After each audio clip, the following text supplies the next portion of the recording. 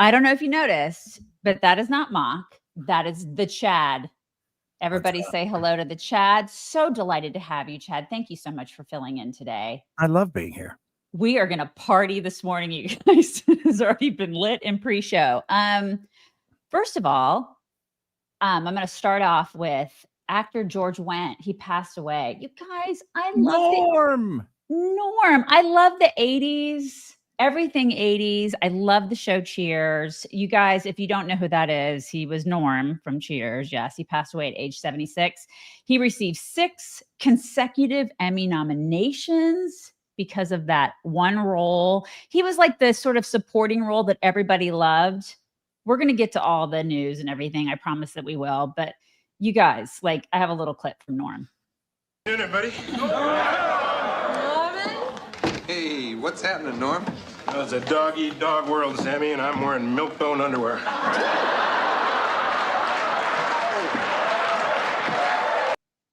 I loved him. He was the best. And I love the Thursday night lineup. Do you remember? Oh, yeah. Like, that was the dominating lineup NBC had. You know that the first year, this is how much TV has changed. They were like 96 the first year. And Are you serious? They did not cancel the show. And then it caught fire the next year when they went into that Thursday night lineup thing. But they didn't cancel the show whatsoever, even though it was that low in the ratings. Oh, my God. It's Cheers. It was like Cheers. What was it? Like Friends, Cheers, Seinfeld, something else. I can't remember. We had the Cosby Show. Yes. Right? It was must-see TV. So you had the Cosbys before we knew what was going on. Yeah. I mean, everybody left him before we knew what was going on, right? It was a great show. You had Family Ties. Oh my gosh, Family Ties. You guys, that's when TV was great and it wasn't like full of Kardashians and reality bullcrap. Whoa. It was fantastic. What, you love the Kardashians now? You love it? I don't know. I don't think I've ever seen an episode of the Kardashians. Yeah, don't do it. Just don't do it. You guys, what you should do is have Blackout Coffee in your cup. It's good stuff. I'm drinking the dark chocolate this morning. Do you have coffee this morning? You have your Blackout, Chad. You have it. You should start it. Go to blackoutcoffee.com/chicks. Use code chicks. Get 20% off your first order. Do it, you guys. Do it live. Also, Chad alerted me this morning. I did not have this in the lineup. Shame on me that monkeys are stealing kids. You guys. They're stealing everything in this Panamanian island. I don't. You guys, I cannot stand monkeys. Mock loves them. And I'm going to show her this tomorrow. I can't believe she's not here to see this. I'm forwarding this to her immediately. Yeah. But it's because they're bored. You said it's because they're bored. They're bored. Yeah. They're bored. They're saying because they've got no natural predators on the islands that they're on, these Panamanian islands. And because of that, they're bored. So now they're just going around just snatching any baby of any species they can find, anything they can carry. And there's a ringleader named Joker because he's got a cut on his face and he's a dick. Wait, a monkey? Yep, it's got a cut on his face and they call him the ringleader. His name is Joker that everybody sees. And God, are you serious?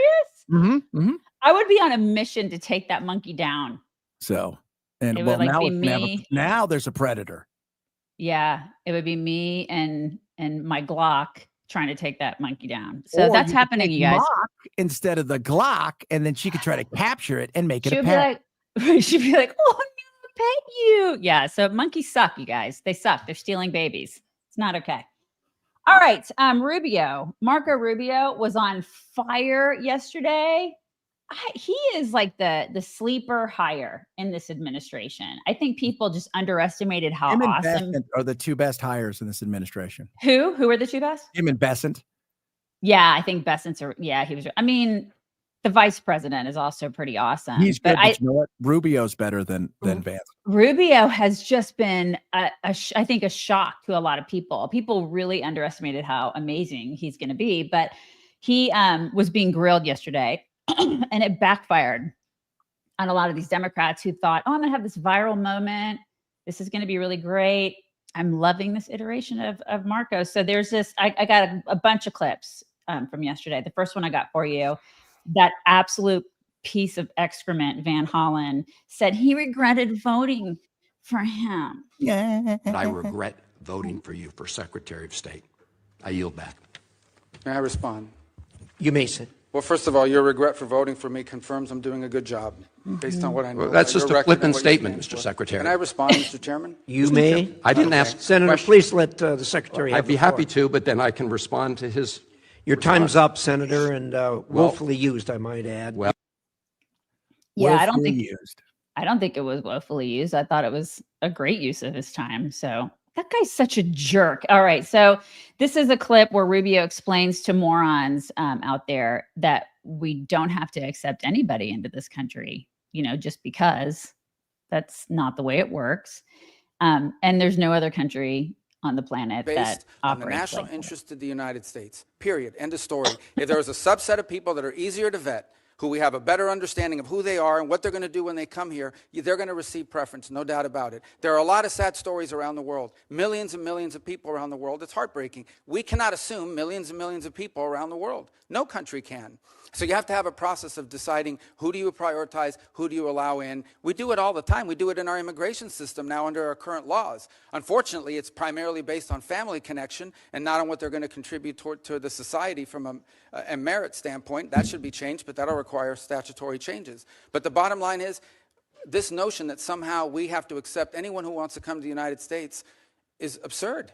No country in the world has an immigration policy like that. Yeah. How did we get to that point? Big business helped in a lot of ways because big business likes cheap labor. Mhm. And you had the other side of it, which was the Democrats were always hoping one day to have, a whole bunch of new Voters. people vote for them. Right. So it was a perfect collision, but nobody really wanted to go the mile and actually say, let's get all these people legalized. They like the fight. They like the topic because it's great. And now they're really pissed off because they don't have abortion to fight over at the federal level. So Right. Immigration's a big, big deal. But yeah, we let just about anybody in here because we had an asylum system that was broken. Yeah. Still is. It still is. Yeah, it totally still is. And I look at other countries, like I'll use Iceland as an example because That is I the have- most diverse place. right. Like some of it's rocky and then others of it's straight. And then some of the houses are tall and they're small. And then everybody's white. It's true. But if you want to go there, like I have our oldest daughter, she loves it there. And she's like, we checked into, she and her husband, who is Mexican, they checked into going there, to actually moving there and what it would take to move there. Like say they wanted to immigrate there, right? And it is hurdle after hurdle. You have to make a certain amount of money. You Yep. have to look a certain way. You have to be a certain way. I mean, people will look at America and be like, you guys are so racist because you don't let millions more cross the border, or you want to get rid of some of the people that came there illegally. And it's like, seriously, other countries don't put up with this shit, No. Go look at England. Go look at Europe across the board right now. They've Right. all stood up and said, all right, this isn't happening. Belgium last week announced that 88% of the new births in Bruges are foreign births. So Oh my- your society is going away, but it's not just, this changing of colors. No, your society, your culture Right. is disappearing. You're bringing in your own demise. Mhm. Out of we're being kind. Right. Well, the UK is, it's not It's a freaking mess. It is an absolute hot mess. Yeah. And, like Mock will always say, because her parents were first generation. They came over and from Poland, and they always told the two girls, you melt into the melting pot. And I love that sentiment. And I wish more people would understand that that's a good thing, to melt into the American melting pot. We're all different colors, ethnicities. We're all different flavors, right? But you get into the pot and you melt. We should The all commonality is what binds us, not the Right. diversity. Exactly. My grandfather was born and raised in Mexico. Until he died, he had the thickest accent, barely. Hey, Shad. He used to tell us all the time. He never wanted us to learn Spanish, which looking back was not a good move, Grandpa, but whatever. But the other side of it, he said, he'd talk about, look, if I wanted to be a Mexican, I would have stayed in Mexico. I love America. I want to be American. Exactly. He was red, white, and blue, and he loved the Dodgers and baseball. Mm-hmm. Yeah, totally. So Rubio got to spank Van Hollen some more in this next clip, which I thoroughly enjoyed.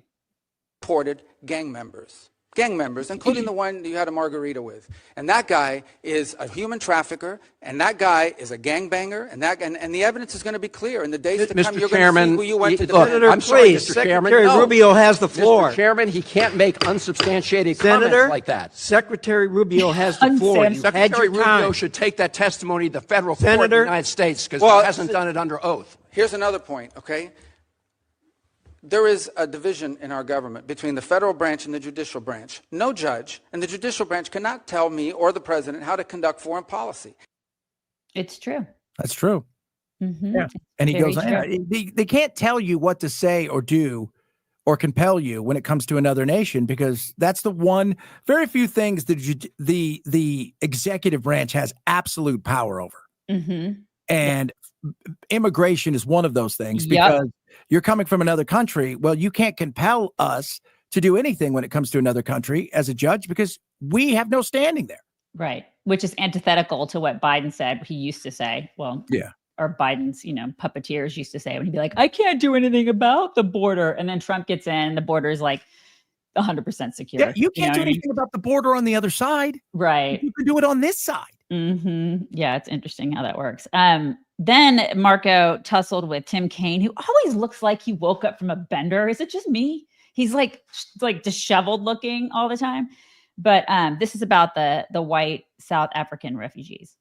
Well-justified fear of persecution. Yeah, You they don't thought think that their means- farms you were don't being think burned that down and they means would be anything? killed. I think that's a pretty good justification for wanting to come. They're Okay. afraid for their lives. And should it be applied in an even-handed way? That's an easy. No, our foreign policy doesn't require even-handedness. It Well, wait, requires but prioritizing the the interests of the statutory United States. phrase says you are entitled to entrance as a refugee if you demonstrate a well-justified fear of persecution. No, I you're mean, not entitled, So you're can you allowed. have a different standard based upon the color of somebody's skin? Would that be acceptable? Well, I'm not the one arguing that. Apparently you are, because you don't like the fact that they're I'm white, just and that's why asking you they're to coming. say that that would be unacceptable. no, That I would say that seem the to be United a States- very easy The thing United to States say. has a right to pick and choose who they allow into the United Even States. based on the color of somebody's skin. No you're one's. saying. You're the one that's talking about the color of their skin, not me. These You're are people whose refusing to farms were being acknowledge burned that it down and they should were be killed because of the even-handed. color of their skin. Well, Because they were- Well, you've demonstrated enough because you think anyone should be allowed into this country for any reason because they met a certain Who has criteria. said that? We are going to prioritize people that come into our country on the basis of what's in the interest of this country. That's a small number of people that are coming. But in you that said particular you said case. this weekend that But there in would other be more. cases, it's harder to vet. In other cases, it's more difficult. And by the way, the United States admits people every year. Okay. So, and listen, we talked about that last week. I'm not going to do. We got a lot of crap for it because we were like, the white South African refugees, we probably shouldn't let them in because the Democrats are we can't just let more people in. We've got to take care of our own. We got to put our own life jackets on right now first before we let more. We should just not let anybody in right now. That's how we feel about it. And I stand by that. But people are like, no, these people are refugees. They're they're getting death, all this. But we knew that Democrats would use this and be like, oh, so you're going to let white people in, but you're not going to let people of color in? You guys are racist. And this is what they're doing. He's doing it. Tim Kaine, he just did it. He just did it. I was not for letting them in. Not because I don't think things, there's some issues there. How much? We can debate that all along. The guy who runs everything over there is a wackadoo. But the reality of the look, and again, perception equals votes eventually, Right. whether it's reality or not. And the second thing is, I think both sides are using it in a way that is so ridiculous because, the Republicans are there, some of them shaking hands and glad handing and stuff. And it does look like, really, like, come on, because Sudan is in the middle of persecution and absolute. Could we do something? Well, to me, sometimes you're like, I can understand. Maybe we can make arrangements for them to go somewhere else. Right. But should we have done this in such a way that, once again, it brings unnecessary eyeballs and unnecessary scrutiny where there doesn't need to be, especially when you have the moral high ground based on the fact that there's 80 gazillion people here, thanks to the guy that used to be president, but he didn't know he was president. Yeah. He did a great job. I think Rubio did a fantastic job yesterday, but it put him on his heels, right? He had to defend that position of letting white refugees in as opposed to other people. And that is not a good position to be in. So No, anyway, it's so that not. happened. Now they're calling Marco Rubio. Like I saw yesterday on Twitter, they're like, he's the most improved player. He's the sleeper. Like he could totally be president in 2028, which I agree with. I think he could I absolutely. believe he is the front runner. I think so too. And I tell everybody this.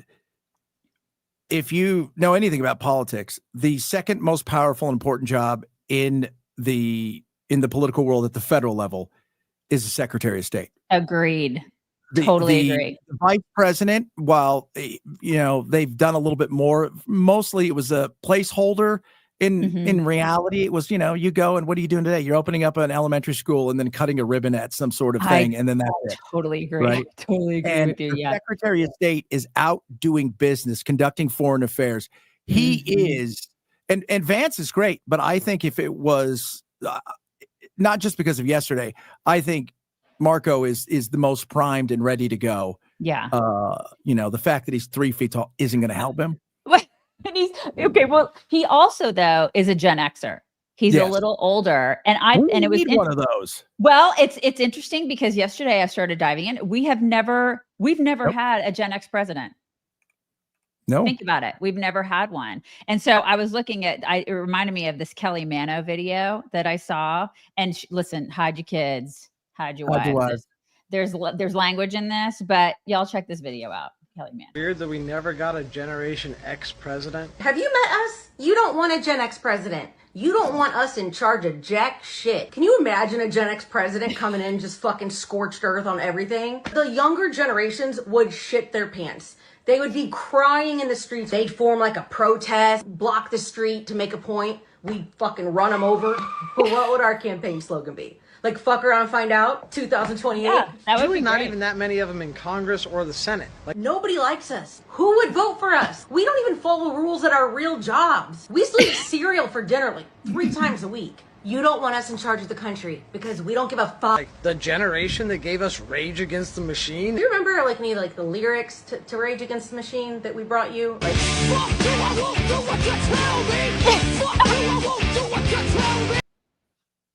I mean, you don't want that. You don't. There's something to be. I mean, you don't, but at the same time, we need it. We had Cheers, we had Norm, and then we have Marco Rubio. Norm and Marco Rubio would be great. I think. FAFO 2028. That's right. FAFO. I would look. We need a Gen Xer, right? Like we're the ones who raised ourselves, right? We were the ones where I try to tell everybody. MTV used to have a commercial that says, "It's 10 o'clock. Do you know where your kids are?" Right. We were raised on hose water and neglect, you guys. We could do this. We could totally do this. They did a commercial because people are like, oh yeah, I forgot I have kids. Marco and I were we were born in the same year. So I know. What year, when were you born? 1970. I was 71. He was 71 too. So look, I mean, Gen X. We rock and Gen roll. X. Neglecting hose water. Totally rock and roll. You know what else the Gen Xers get is aches and pains and stuff like that. And one of the worst things ever is feeling like crap and then having to sit in one of those doc-in-a boxes, especially when you know all you need is like a Z-Pack or something like that, which I have done. And this is why I love All Family Pharmacy, you guys. I have stocked up on all the meds that my family needs, all the meds that I need, and I have stayed away from a lot of those places like the doc-in-a boxes with all the sick people and the gross people hacking and coughing and everything, which is really nice. You guys can visit allfamilypharmacy.com/chicks. Use code CHICKS10 for 10% off your entire order. They have everything. You can get like your regular meds there too. No hassle, no gatekeeping, fast shipping. Everything is manufactured right here in the USA. You don't have to worry about all that outsourced stuff from India and China. And a lot of the meds have a shelf life of like 5 to 10 years. So it's good to have them in your medicine cabinet, your pantry. Such a convenience. Visit allfamilypharmacy.com/chicks, 10% off with promo code CHICKS10. Be prepared. Protect yourself and your family today. allfamilypharmacy.com/chicks. Do it. All right. We got to talk about the big, beautiful bill. It's covered in gold. Very big. The name alone is so Trumpy, don't you think? Yes. It's a big, beautiful bill. Bada bing. It's huge and tremendous. Okay, so the House Budget Committee, they advanced that, they call it the reconciliation bill, the one big beautiful bill. It encompasses all of his tax reforms and the border security measures and everything. It passed with a 21-16 vote. It now heads to the Rules Committee before reaching the House floor. It includes a bunch of tax measures, a bunch of key tax measures. It eliminates taxes on tips and overtime pay through 2028. It increases the standard deduction for seniors, and it provides a deduction for interest on loans for American-made cars, aiming to boost domestic manufacturing. So those are kind of some of the key things. Now, House Speaker Johnson is like super stoked about it. They were making the rounds yesterday. He and Trump were making the rounds, and I have some clips of them. But then there are people who are concerned about it too. We've got key Republicans who are opposing it. I can tell you who they are. You've got, I think it's basically like Chip Roy and Thomas Massie who are like, thank you, but no. And then you've got Andy Harris from Maryland. He's chair of the House Freedom Caucus. Ron Johnson from Wisconsin. He wants like spending to go back to 2019 levels. You got Rand Paul, who obviously we would expect him to be against it because he always is against this stuff. Josh Hawley, he's irritated about the Medicaid stuff that's in there. And then Murkowski and Collins, who we expect to be against this too, right? I mean, it's a weird thing. Like, you've got people who are like, we're spending too much. And then you've got people who are like, we're not cutting enough. Right. It's they both are voting no, but for two, they're diametrically opposed. Right. And like Massie has always been this way. However, the thing that pisses me off a little bit about Massie is he's, listen, I know he's a fiscal conservative and I appreciate that. But he's been, a vocal critic about this because he's like, it increases the deficit. It lacks sufficient spending cuts. Okay. All right. But he also authorized to raise the debt ceiling under Joe Biden. So pick a freaking lane. You know what I mean? They want to raise it $5 trillion over 2 years. That seems like it's a lot. It's a lot. I thought it was 4. Is it 4? Not that it matters. Once you get to 1, I'm sorry. It doesn't really matter to me. I know, right? This year, 3. Right. I mean, there's not a lot in here. I look at it and I'm like, okay, there's a lot of pork in here. I hear you. I have concerns about the debt limit because there is a section of the bill. It's like 113001. You guys can look it up. And that's a modification of limitation on the public debt. And that debt limit is increased by I think it's $4 trillion. So I'm not sure why that's in there. No, because they're going to spend more. Right. But all that aside, there are also lies about it too. Like all this Medicaid stuff, the Medicaid provisions, Insurrection Barbie on Twitter. She did a really great write-up on this. I really like her. She read all the Medicaid provisions in the bill, and there are a lot of lies that people are spreading out there because, they're like, they're taking Medicaid away from blah, blah, blah, all this stuff. Okay. So the work requirements that the bill is trying to implement would only apply to young, able-bodied adults who have no children. Okay, so 40% of Medicaid expansion recipients are aged 19 to 34 and childless. Able-bodied too. Able-bodied, right. The work requirement is only for 80 hours of work per month. So she said, and I totally agree with her, please read that again. If you're young and able-bodied and you refuse to go to work for 80 hours a month, then I shouldn't have to subsidize your freaking health care. Sorry, not sorry. And I agree with that. I agree 100%. By the way, Clinton did this and everybody cheered it on. Right. Including the Democrats who were like, yeah, this is a great thing. Let's do this. These people shouldn't be getting free stuff. This is not something that magically the Republicans came up with. Right. But because of Donald Trump, it's automatically evil. Right. If 1.4 million illegals will be kicked off the program. Okay. Sign me up. I mean, this is great, right? No more money to Planned Parenthood. Okay. I'm not bothered. I'm happy about that's great. Planned Parenthood and PBS can do a fundraiser together. I don't want to pay for your abortion, so that's a bonus. There is a requirement for updated information to be provided twice a year so they can make sure that you still qualify and you just don't collect Medicaid. I mean, that's just I think this is good. It's like checks and balances. right? This is this is common sense stuff.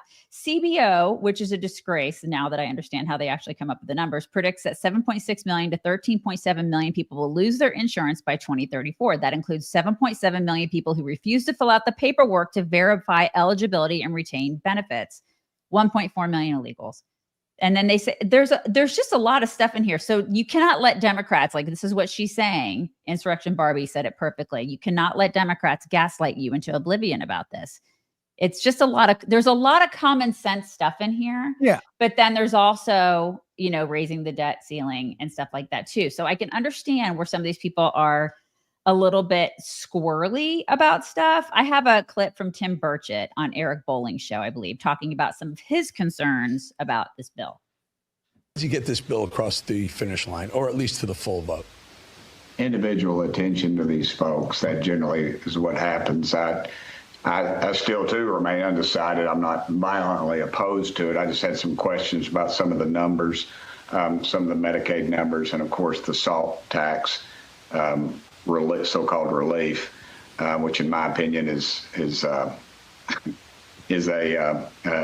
tax on people like Tennessee and Florida who don't have an income tax, where SALT stands for state and local tax. Mm-hmm. And the president said he didn't want it in there, and I'm hoping to see that's the case. And you say you've got up in New York, they want to build a museum, LGBTQ museum or something, I don't know. And the taxpayer, the local tax, has to pay for it, and then the locals can just write it off their income tax. And of course, the state of Tennessee doesn't have a state income tax, so we're going to have to fund these blue states run by Democrats over their mismanagement, and there's no encouragement to fix it because, federal government will step in and you just write it's just a wash, and so.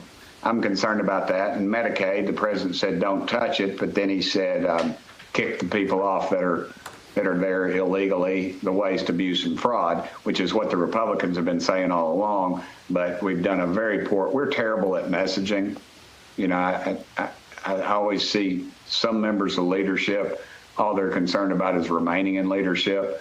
And whether we're in the majority or the minority, they're still going to get the entourage. And so I have some concerns.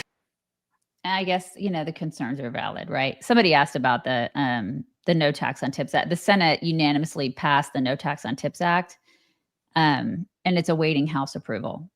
That's what and people ask, and I got a lot of this yesterday, what about Social Security? Social Security has to be a standalone bill. It cannot be in this. It can't be something that's packed inside of something else. It is a standalone when they go and do that. So that's why there's no talk of what about, tax on Social Security or people over 70. There's a reason for that. This has nothing to do with this bill itself. Mm-hmm. I'm also okay with them getting rid of all the green new scam crap, which, like people like Chuck Schumer are really pissed off about, as evidenced with this video. Future. It's cheaper and better. It's going to hurt our country, our families, our children in so many ways. This ideological obsession that the hard right, led by the oil, gas, and coal industry, have against clean energy is going to be very harmful. It's going to be one of the worst. There are many, but one of the worst things that this administration is doing. Yeah, he's just mad about that. He's just a clown. The other day, talking about, this Mexican ship backed into the Brooklyn Bridge, and I think it was Doge's fault. I mean, serious? Chuck. He is such a clown. Take all the seats, Chuck. He really is a clown, isn't he? Yeah. Okay. I mentioned that Trump and Speaker Johnson were making the rounds yesterday, and I have a few clips of them. The first one is Trump talking about Massie, who is anti this bill. I'm a fiscal hawk. I'm a bigger fiscal hawk. There's nobody like me as a fiscal hawk. Massie said this has more deficit than Biden did, and this bill kind of... Because we have to fix the country. Do you think that Thomas Massie is correct in saying that this is adding Biden? No, I don't think Thomas Massie understands government. I think he's a grandstander, frankly. He'll probably vote. We don't even talk to him much. I think he should be voted out of office. Johnson. And I just don't think he understands government. If you ask him a couple of questions, he never gives you an answer. He just says, I'm a no. He thinks he's going to get publicity, and you have that. You have that. They've got some too. Go ahead, Mr. President. By the way, he's not going to get voted out in Kentucky. I'm right here in Nashville on the borderline here with Kentucky. We have. He's one of those odd where it's like the minute you start talking about anything, the station I work at locally, very MAGA, like more MAGA than MAGA. But anytime you talk about Massie or anything like that, people go, nope, sorry, that's not going to happen. We love him here. We love him. They just love him so much. They love him. Yeah. Because you know what? We need people talking about it because I've looked at the numbers and Massie's right in some ways. The math don't math. And I thought we were told that we were all about cutting stuff and you're giving big tax breaks to people who don't need it. And at the same time, and by the way, who don't want it. Billionaires aren't asking for it. Millionaires aren't asking for it. They don't get paid like regular people. Yeah. Everything's tied up in stocks and so you're cutting stuff that you don't need to. We need to stop our spending and we could raise $10 trillion in revenue. They'd spend 12. The math doesn't math there. Yeah, that's why Chip Roy doesn't like it because he says the math ain't mathin'. And when you go and see who are the people to do this, they do this every time because they look and realize, no, that's just too much. And remember, Massie was the only one who came out and said, no, we can't give all this money away during COVID. This is ridiculous. This is going to cost us. What happened? We started spending, and now we're at a level that is ridiculous. Yeah. So yikes. Okay. We're going to spend $1 trillion a year just servicing our debt. Think about that. We still have more cuts to do. We have a lot more cutting. They can do more cutting. I wish Doge would be in place forever. They could start with their own salaries and their retirements. There's a start. I'm going to put none out there. I don't know if they want to do that. You think they will? Do you think the people that vote on stuff about their own salaries are going to get rid of their own salaries? Never going to do that. That's a good place to start. Yeah. And then Trump also made me look up what NOTUS is yesterday. I had no idea what NOTUS was until I saw this clip yesterday, you guys. That you didn't adequately convince enough people to vote for the bill, the House Freedom Caucus. You mean after this speech? After this speech, that's what you I think so. Well, why don't we see how the vote is? I think it was a great talk. It wasn't a speech. We talked about things. Who do you work for? NOTUS. Who? NOTUS. I don't even know what the hell that is. Get yourself a real job. Let me tell you. Did you know what that was? Have you ever heard of NOTUS? I've never heard of NOTUS. It's NOTUS. News of the United States is what the acronym stands for. It's a digital. Never heard of it ever. Why can't we get close to the president and ask him questions? If I've never heard of this freaking thing, it's a digital news outlet owned by the Albritton Journalism Institute, which is a nonprofit organization founded by Robert Albritton in 2023. We've been around since 2009. Can somebody let us ask questions to the president? That would be great. Thanks. Somebody set that up. Anyways, I'm not bitter or anything. I'm not. You know what? You say that, but you don't want to travel to DC. I don't but I mean, can we even listen? If somebody said you can have time with Donald Trump, I would travel to DC. I would do it. Really? I would do it. Yeah, I'd do it to talk to him. It's the president. I would do that. Or if they said you can be in the press room, like with Karoline Leavitt and ask questions, I would absolutely do it. But otherwise, I don't really like DC. DC kind of sucks. And New York sucks too. We don't like going to New York because it smells like pee. I'm just saying. That's not their slogan, by the way. New York, we smell like pee. Totally. Speaking of spending cuts, Angelina Jolie is mad at this administration, you guys, because of all the USAID cuts. And she's talking about it in this video. I have a lot to say, but I don't think this is really the place. But I have a lot to say. I will be saying much more, and I will be traveling to the regions myself. But it's just so serious. It's just not, obviously it makes me. It makes me very angry and very sick. It makes me very sick. Stand in front of Chopard. Right. She was at a jewelry and diamond event. And is it Cannes? Is that where it is? Yes, Cannes. I'm sorry. I don't know how to pronounce it because I'll never go there. But yeah, she's also worth $120 million. And she's just so mad.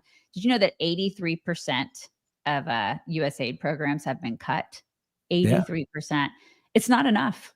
I say cut it all. Honestly, that's how I feel about it. Your Well, mileage may vary. we need soft power. We need to figure out how to do this. And it's been transferred, but so much of it was just, we've got a lot of a budget. We've got to spend it. Who's a nonprofit that wants some free money that says they're going to go help somebody, and they hand it off to some people and away they go. And there was very little accountability, and the money just kept coming. We need soft power. We need that's something we absolutely need. But let's not pretend that all of this money was, this altruistic, wonderful thing that was going on. No. The stuff with the AIDS and the stuff that they were doing there. I thought that was great. There was a lot of that stuff that was good. That's soft power. But a lot of it was just fronts for the CIA. Right. And we're like studying lesbian squirrels and stuff. Nobody Nothing cares. wrong with lesbian squirrels. This is the problem with you guys. Listen, what you do in your spare time is your own business, Chad. Okay. It's the name of my band, by the way, Lesbian Squirrel. Lesbian flying squirrels is the name of your band. Oh, goodness me. Yeah. So this wacky stuff was, like gender equality in a place where, you're not going to get that. No. Ever. No, they don't care. I feel like we're not the caretaker of the world. I get really tired of being that. I feel like you have to take care of your own family before you can take care of everybody else. I go back to the whole life jacket thing where you cannot save everybody until you have your own life jacket on. And we are missing life jackets here. Yeah. We just don't have them. We have people here. We have veterans here. When I see a veteran here who is homeless, I'm like, why is that? Why is that? That should never happen in this country. No. Ever. And then we're giving money to lesbian squirrel studies. I mean, Steve's like, hey, Daisy, you should get a lesbian squirrel. I don't even know if we can get one of those.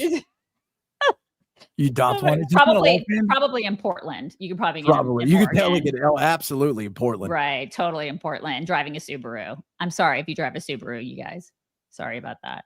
Okay. So anyways, Angelina Jolie's got the mads. And I bet her dad, John Voight, is so proud of her.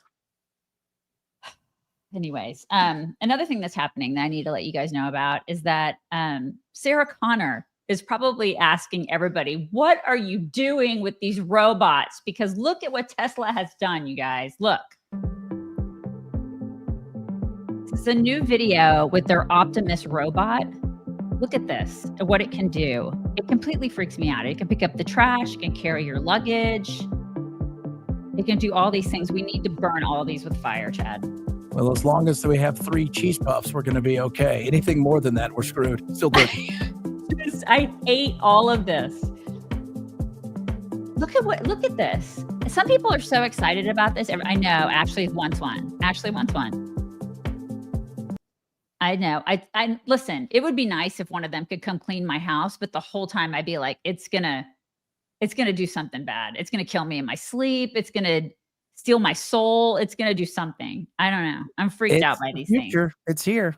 It isn't going anywhere. It isn't. And by the way, when we talk about we're going to bring all these jobs back, yeah, that's your job right there.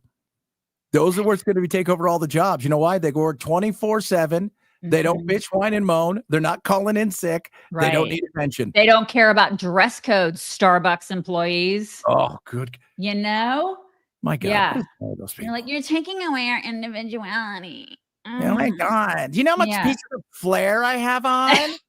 I've got so much flair. Right? Like, look, I've got 2 master's degrees, one in humanities and one in interpretive dance and African studies. And yet I am a great barista. Let me dance.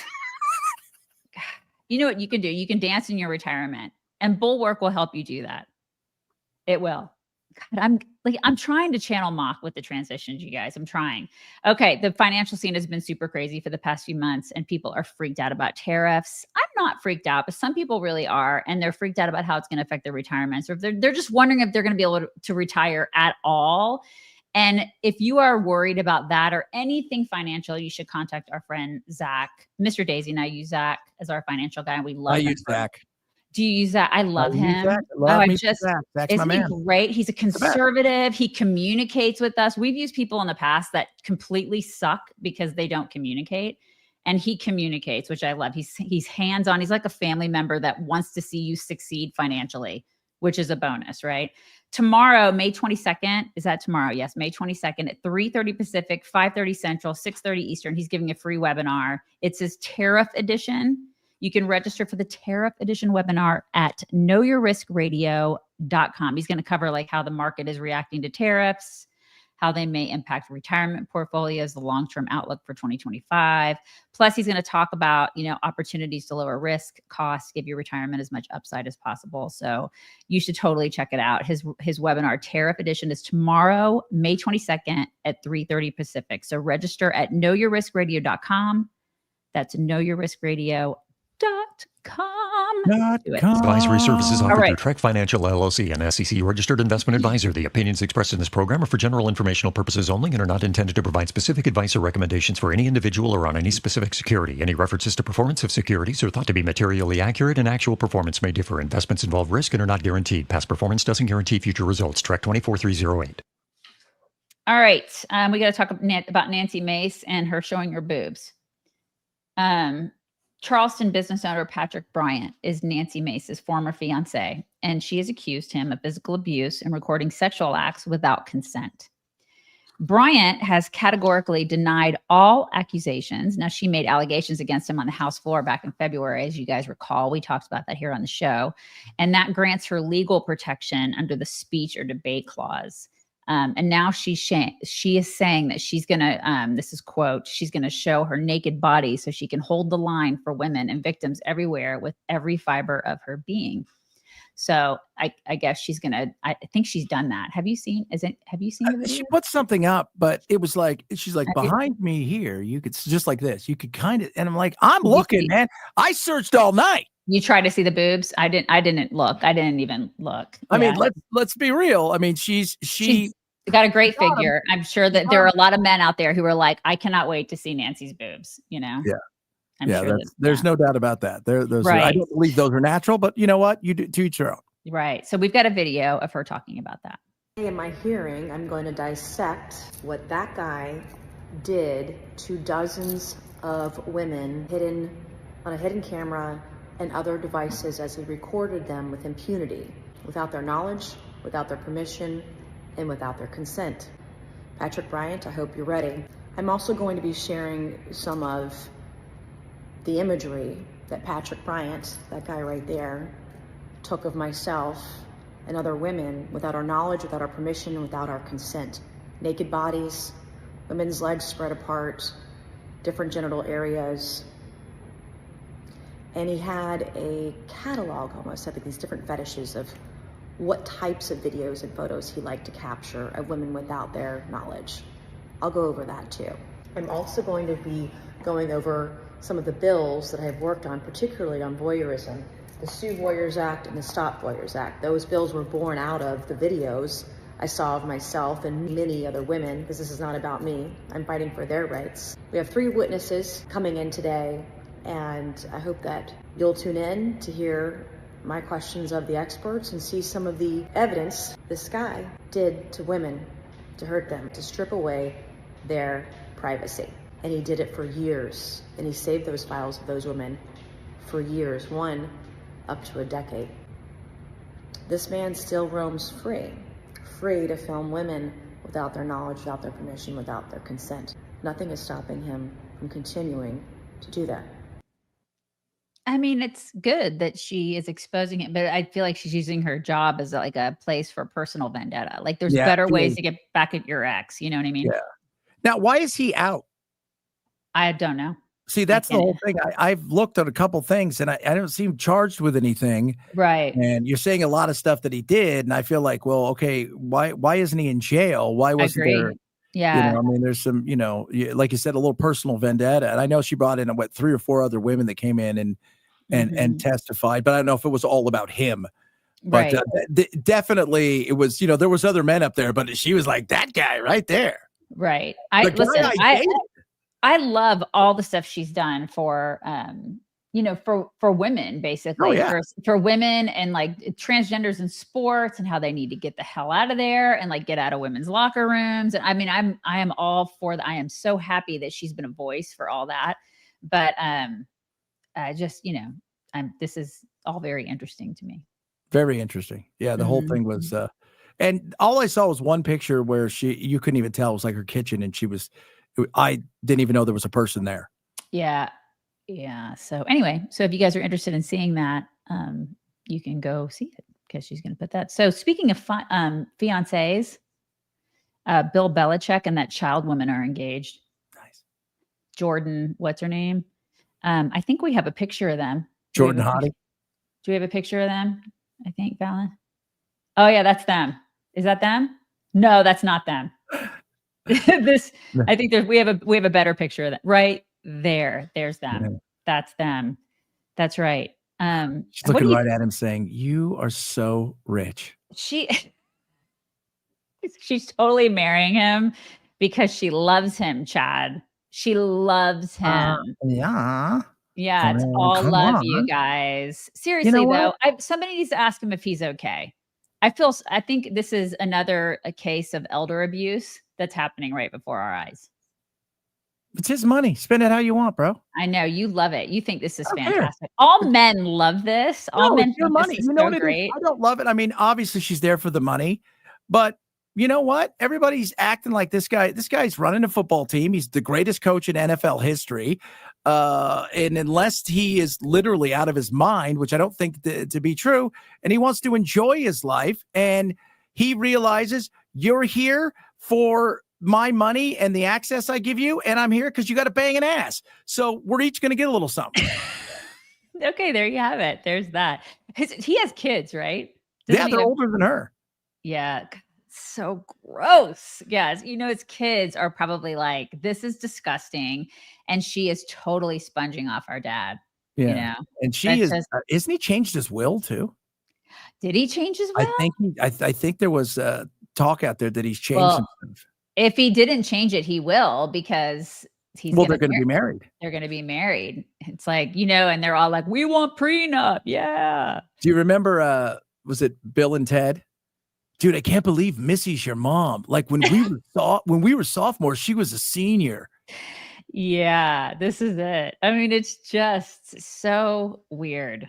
It's weird, but all the men love it. So, well, you know what? Here's the thing: if it was a woman, right? Like Cher's dating somebody who's 8 or whatever. I don't know what she's always dating somebody. And Madonna's dating like a 13-year-old. Yeah, totally. Like so. Again, who cares if that's how they want to spend their money, and you want to hang out with somebody who's old? And, maybe she's got an old soul and a young body. I don't know. We still make fun of it, though. We still judge it, and we still think it's gross. Like when it's Cher and Madonna, we still go, ew. Ew. We do. Yeah. So you have to wonder, like, what are you guys talking about? Because I look at Bill Belichick, and my thought process is. Because going back. He doesn't seem to be a super fun, ha-ha guy. No. And she seems like she's a little bit more fun, if you will. And going back to picture number 1, as Adam Sandler said, it's the old wrinkly balls. Remember? Do you remember? Mm-hmm. I remember. Yeah, I said it out loud. You guys were thinking it. Okay.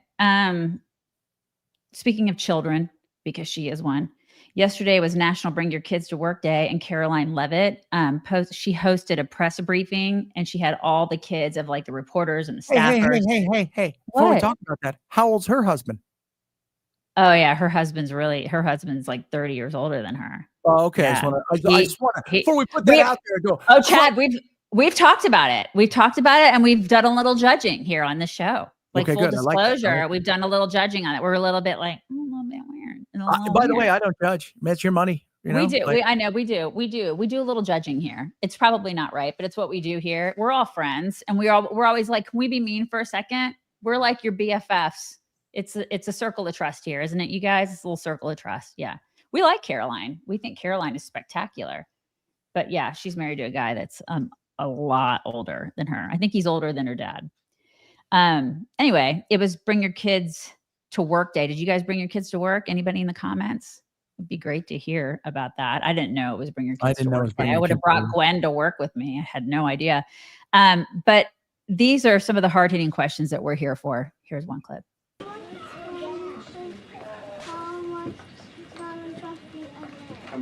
How much candy does he eat a day? A good amount. A good amount of candy, yes. He likes pink Starburst and Tootsie Rolls. Yes, buddy, go ahead. We'll take 2 more. What's the president's favorite order at McDonald's? President's favorite order at McDonald's. He loves McDonald's hamburgers and French fries. Who doesn't? They're good. In the back. I like French fries too. I like French fries. I do. That's I thought good, for a minute that was maybe a Biden press conference. Yeah, no, it was a lot like that. Yeah, they're all like crawling over the seats. That's what I love. And seriously, it's the greatest. I love kids. And then, of course, there's the one kid of a liberal reporter. I mean, you can just spot him, that asks a question. You can just tell. Yeah. What is Donald Trump going to do about climate change? What is Donald Trump going to do about climate change? Well, that is a very good question. The president cares very much about our environment. He says all the time he wants to have the cleanest air, the cleanest water, the cleanest environment for the world. He also cares very much about our energy independence and ensuring that we can keep the lights on in our homes at a very cheap rate. So we want to make energy here in the United States because we do it cleaner and better than everyone. So I think that's how the president would answer that question. I'm going to say it. What's he going to do with the climate change? Nothing. He's not going to do a damn thing. All right. We're going to turn up the heat. He was told to ask that question. Like his parents were like, ask this question because he is a mean orange man. And the way he was sitting back, I just want to say, sit up straight, kid. Take the smirk off your face. That's what I would say to my kid if it were my kid. But my kid wouldn't do that. So, anyway. All right. Did y'all know that half of all dogs over 10 are going to die from cancer? Did you know that? And nearly the rest suffer from joint pain or skin issues. I hate this. Yeah. I hate this so much because this is one of the questions I'm going to ask one day when I go to heaven. I'm going to be like, why can't dogs live to be like 50? I don't understand it. But the number one cause of early death is your dog's diet. And that's why Dr. Dennis Black created Ruff Greens, which is the number one all natural dog supplement in America. And people love this stuff. We love this stuff. Dogs and cats love this stuff. There are thousands of 5-star reviews and real life transformations. And if you haven't tried it for your dog, you don't try it, but they try it. You could try it if you really want to. How did it taste? It tasted great. It did nothing from a dog, though. You should really, really give it to your dog. You totally should try it. Your dog should totally try it. It's free to try it. You can get a free jumpstart bag for your dog today. Just go to ruffchicks.com and use promo code CHICKS. Our Theo was a hot mess when we first got him and we started giving him Ruff Greens. And that was like a year and a half ago. His coat was matted, oily, disgusting. We do a lot of stuff. We've done a lot of stuff with Theo to kind of rehabilitate him. This is one of the things we've incorporated into his routine, if you will. And I'm telling you, the stuff is the best. They love it. It's packed with vitamins, probiotics, other great stuff. Their digestion will improve everything, their energy. You're going to have less vet bills. It's just the best win-win. So go to ruffchicks.com, enter promo code CHICKS, get a jumpstart bag. It's regularly a $20 value. Just get it for free. You just have to cover shipping. That's ruffchicks.com, promo code CHICKS. All right, we got to talk about this Biden cover-up. The doctor was a family, or is, I'm assuming he's still, I don't know, maybe they're not friends with him anymore, but he was a family friend. He was the doctor who previously gave now former President Joe Biden a clean bill of health. He's a lifetime family friend. And people are starting to wonder who this Kevin O'Connor guy is. So he's been his physician for a very, very long time. And that is starting to raise a lot of questions about like what this guy was doing. What was he not doing? What was he told to do? Like people are starting to ask a lot of questions about him. His last known screening for prostate cancer was in 2014. This is what people are saying, when he was 71 years old. And they say that it's not unusual for men over 70 to stop having these tests for prostate cancer. But I feel like if you're the president, you are treated differently. I think you have access. If you guys don't know this, the next room over, there is a doctor for the president all the time. Like all the time. So why would you have to go down to the old little place and wait in line when everybody else, somebody broke a finger at work? No. Yeah. They're there. It's a little weird. So, I mean, that's the thing. So 2014, that's Fox News was the one they went back and they checked to see when his last exam was. And there isn't a prostate check for him in 2024, which is disturbing as a leader of the free world. But we've got a clip on that. Staring at Obama's PSA level from 2016. I'm staring at George W. Bush's PSA level from 2006. But we could not find any evidence that such a test was conducted in 2024. Why not? Well, first of all, there's a disturbing possibility that they're sticking to some strict guideline that says over the age of 80, according to some associations, you don't check. We're talking about the leader of the free world here, and those guidelines are out of date even for any man on the street, because 80 isn't what it used to be, is it? And we have treatments now that we didn't have then. We have robotic prostate surgery. We have radiation that's way better than ever without side effects. We have chemical therapies. We have hormone therapies, which he's now facing.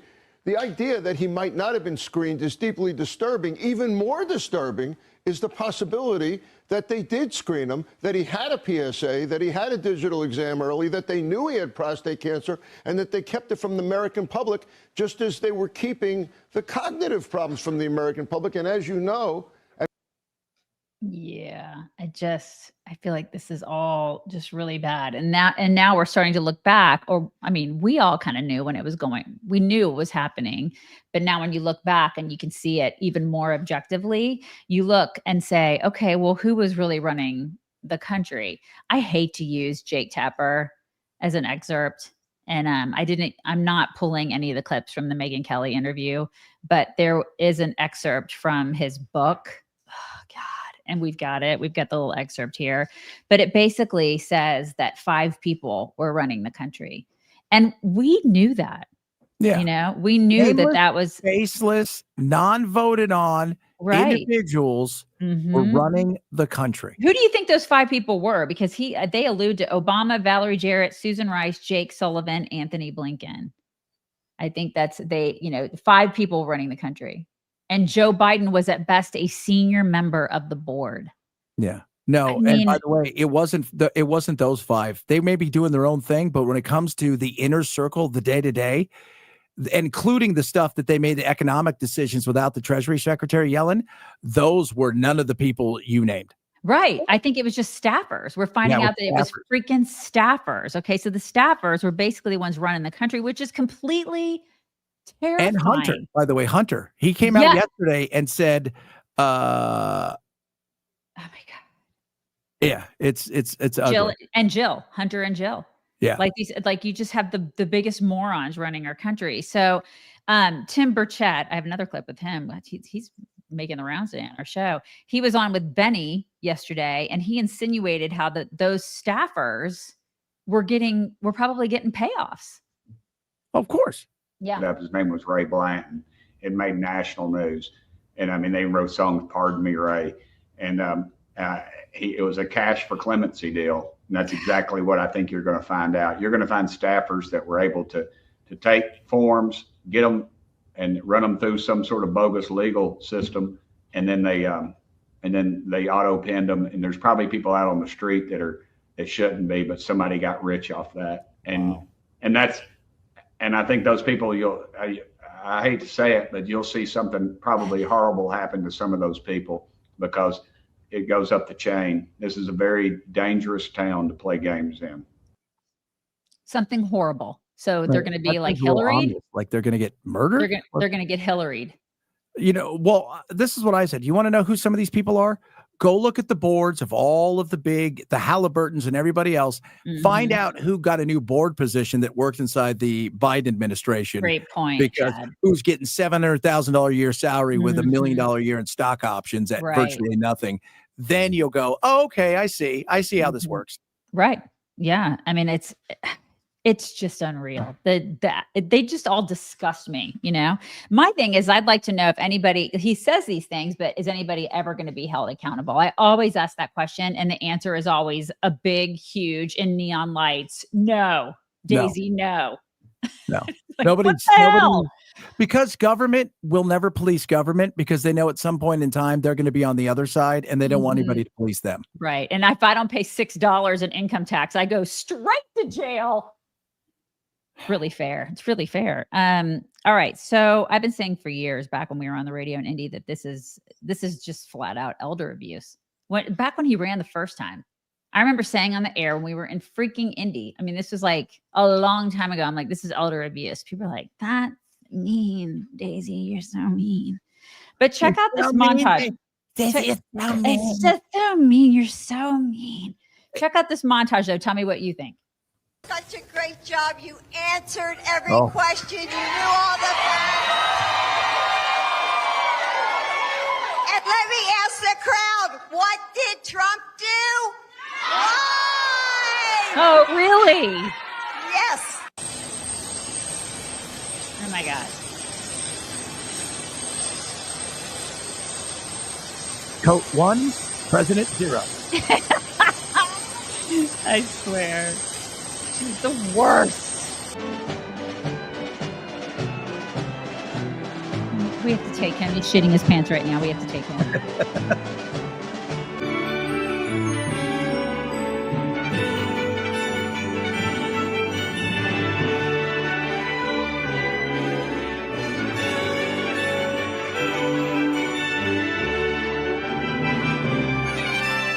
So we went to work and we got it done. And, you know, one of the things that... Yeah, but there was the rest of that was her basically saying on The View, like, these people didn't live in the White House. They don't know what they're talking about. Like, he's so capable. Yeah, you're not capable. Yeah. He wasn't. He wasn't. You guys, it's elder abuse. It's elder abuse. It's absolutely elder abuse. Did you hear about the town hall? What do you no? They did a 2-hour town hall that they were going to use take bits and pieces for a commercial. When was this? Like last year, about a year ago this time. 2 hours, millions of dollars.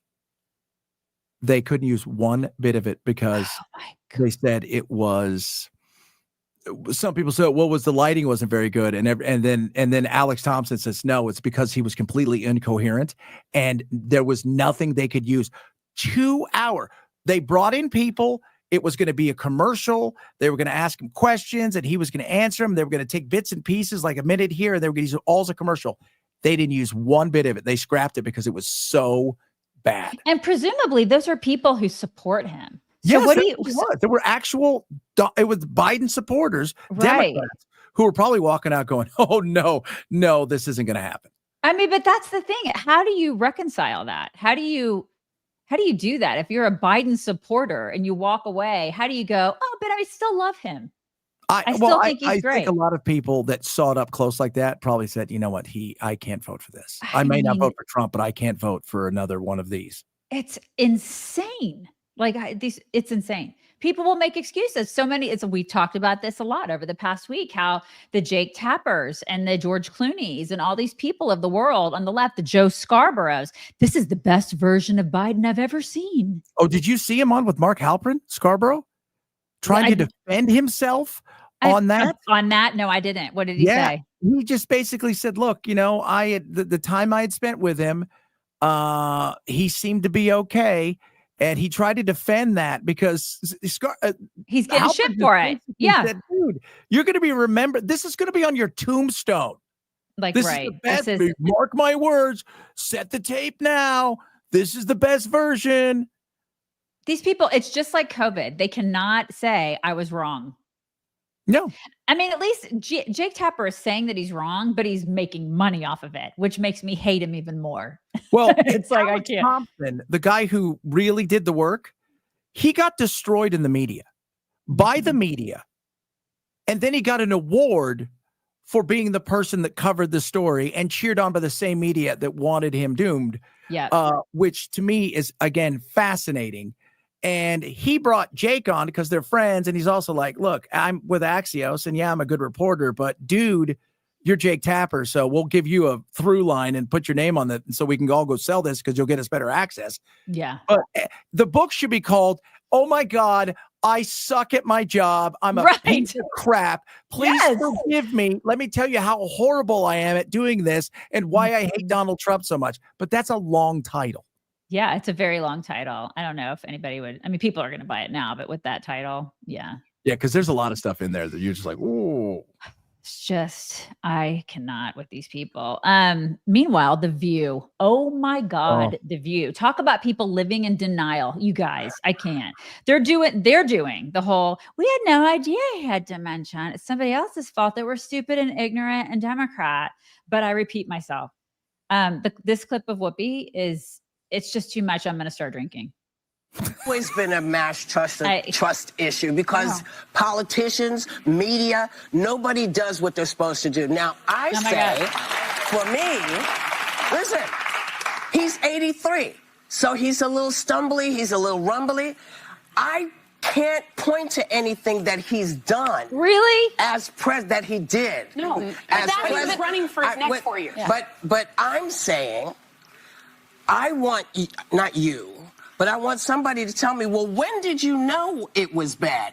If you knew, why did you wait? Yeah, so can I answer that, Can I get in He for a said second? that it was after he moderated the debate. Yes, but that's not, I'm sorry, baby, that's not what I'm talking about. I'm talking about if you're telling me that hundreds of people knew that he was not able to do his job, then where the hell was everybody? He did his job. Oh my Well, God. she's right about where the hell was everybody. But I don't know if you're aware of this. What was it? About a year and a half, 2 years ago, because I had somebody who worked in the White House who said he would be up at night wandering around asking when he could go home, and they'd remind him he was home. Oh my God. And I said that on the air. I got absolutely destroyed. I got called in by one of the stations. It was one of the, how dare you do that kind of stuff. And Are of course, you I never- serious? You got in trouble for that? Oh, yeah. I never got an apology for any of that stuff. And the thing is, though, what do you do if you are a person who works in the White House? You're an underling, right, to somebody who is a secretary, and you see this stuff. Who are you going to tell where your ass isn't done for the rest of your professional career, at least in D.C.? Who, right? Like, well, yeah, somebody like us, somebody like us, and then we say it and we get in trouble. Yeah, Blinken goes out and he took him to lunch and said, dude, I don't think you should do this again. I don't think you should. He was the only one who questioned it, and he got shot down. Yeah, I know. They were all in on it. All of them. It was everybody in his inner circle, everybody in Washington, and then all of the media people, all of those talking heads, they provided cover for him. And now they're like, we don't understand. Anybody who brought it up in the media, access was denied, and you got further away from the president than ever before. Right. And now they're acting stupid about it. Like, we have no idea what you guys are talking about. It's just the biggest, it's the biggest scandal. I think it's one of the biggest scandals. I think it is the biggest media scandal. Totally. In the history of presidential politics. Without question. What took place with Watergate, that was as much, that's a scandal that was based on the president. And the president here, he's got some splaining to do, but the reality is he's not splaining anything because he's old and he's, but the media, Stevie Wonder could see from across a field, this dude's not well. You're right. You're 100% correct. For the dead lady, somebody should have said, where's Jackie? Where's Jackie? She's dead. Right. Or stand up, Chuck. Oh, I mean, oh my God, there were so many examples. It was like, if you work in this industry and you remember this, obviously you've been through this, it was every day. We were talking about this crap every day. And I was like, I can't, it's just, and people would always, they'd ask me, and like, with your job, Amy Jo, like, do you ever have a lack? No, it's constant with this guy. Yeah. He has dementia. He has full on dementia. It's constant. Anybody who's got, I don't know, a parent, a grandparent ever in the history of life would have recognized when it was time to take the keys away. And when grandma's got groceries for the third time, didn't eat any of them. Right. And she's inside the bathtub and hasn't been out of the bathtub in 3 days. Maybe it's time that we get her some help. Yeah, but the problem is that we wanted to take the keys away from Grandpa, but Grandma really wanted him to have those keys and just kept giving him the keys Grandma back. had the keys. That was the thing. Right. And it's just so, it's so upsetting. Yeah. That was the other thing I talked about forever is I was being told it was her and him that wanted to stay because they loved the stuff. They loved the glamour. They loved the glitz. They loved the outfits and the parties and the being able to drive through 1,000 traffic lights. And the money, which, I mean, it's, they love the power trappings as much as anything. Yeah. Well, it's over. It's over. I just hope some people are held accountable because based on the first 100 plus days of this administration, I'm not seeing a whole lot of heads roll, and I really want to see some heads roll. What do you think of the Epstein stuff? That was so weird. I just feel like, well, we talked about this a little bit yesterday, and the fact that we haven't seen a list makes me very uneasy about people that get into those positions. They get into a hot tub, and it's like they fall into the trap of the deep state stuff. You know, well, we've seen it happen before. He came out. They both came out. And they're like, nah, he killed himself. That was it. Oh, you're talking about the killing them. Yeah. But still, the whole thing is the whole thing. Told, there was several people that said, you guys can't touch him because he belongs to us. Right. You can't touch him. He belongs to us. Mm-hmm. I just think there's a lot of shady crap that happens. And when you get into those positions, we've seen it happen. Mock and I have seen it happen where friends will get into government.